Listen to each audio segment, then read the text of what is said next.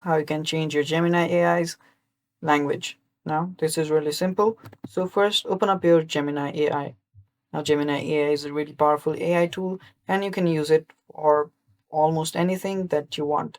You can ask it for questions, you can ask it for how to do things, and so many more applications that it has. So, to change its language, what you first need to do is open up your Gemini AI and click on your icon right there. That is your Google account. Now, click on Manage your Google account. And after you've clicked on Manage your Google account, what you need to do is go to your personal info. Now, after you've gone to your personal info section, scroll down till you find the languages.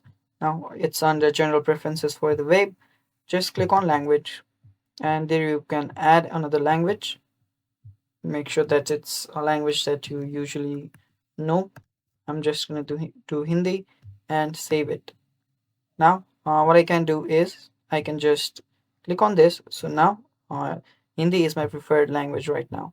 So as you can see, the language has been changed for the whole Google account. Now, if I go back to Gemini AI and if I reload it, you can see its language has been changed. Right down there, it asks you for its input in Hindi. You can just tap on its option and they are on Hindi.